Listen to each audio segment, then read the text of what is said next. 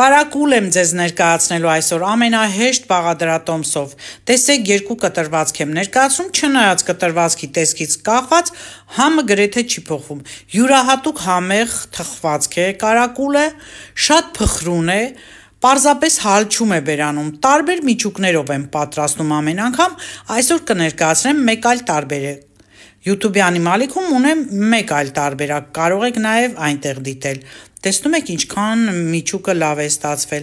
Ահա համտեսում ենք եւ ասում ենք, որ արտակարգ է։ Շատ պարզ բաղադրիչներ են անհրաժեշտ։ 4 ձու, 4 բաժակ ալյուր, 1 բաժակ շաքարավազ, 300 գրամ կարակ,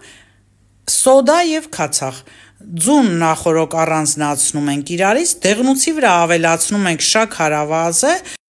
մի լավ հարում ենք, որպեսզի ստացվի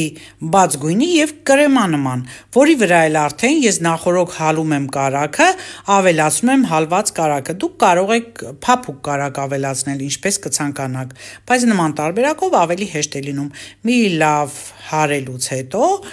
արդեն ավելացնում եմ սոդան, քացախը եւ մի փոքր աղ։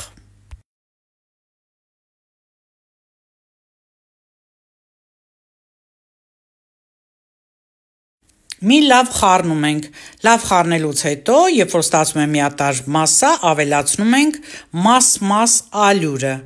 ամեն մեկ բաժակը մաղում ենք եւ ավելացնում ենք խմորի վրա, լավ խառնում ենք, մինչեւ միատարր նորից զանգված ստացվի, վերջին 4-րդ բաժակը ավելացնելուց հետո արդեն պինդ է ստացվում, կարող ենք ձեռքի օգնությամբ տրորել, լավ տրորում ենք։ Եվ որ խմորը արդեն պատրաստ է լինում, բաժանում ենք մեկ մեծ գնդի եւ երկրորդը շատ փոքր, ահա այս չափի, դնում ենք սարցախցիկ փոքրը, մեծը դնում ենք մի կողմ հանգստանա եւ այս ընթացքում պատրաստում ենք բեզեն։ 4 ձվի սպիտակուցը լավ հարում ենք մինչև փրփրի, ավելացնում ենք 150 գրամից մինչև 200 գրամ շաքարավազ, մաս ենք ավելացնում, երբ արդեն բեզեն պատրաստ է լինում, ավելացնելու եմ հասած բանանի կտորներ։ Ես այսօր կտրատում եմ նման ձևով, մեկ ուրիշ անգամ ավելացնում եմ ընկույզ, մեկ ուրիշ անգամ ավելացնում եմ մուրաբա ջեմ։ Այսօրվա բաղադրատոմսը ամենաթեթև ու համեղն է ստացվում։ Դուք ինչպես կարող եք միջուկը այդպես էլ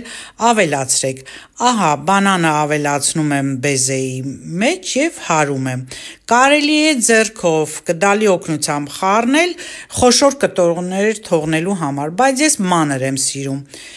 Վանիլի եմ ավելացնում եւ արդեն պատրաստ է բեզեն, սա էլ դնենք մի կողմ։ Այս ընթացքում ես տաքացրել եմ տապակը, ջեռոցը միացնում ենք։ Ես չեմ կարող ասել ձեզ ջերմաստիճան, քանի որ գազի ջեռոցում եմ թխում, չափը չգիտեմ, բայց շատ արագ է թխվում։ Ուրեմն տաք տապակի վրա ձեռքով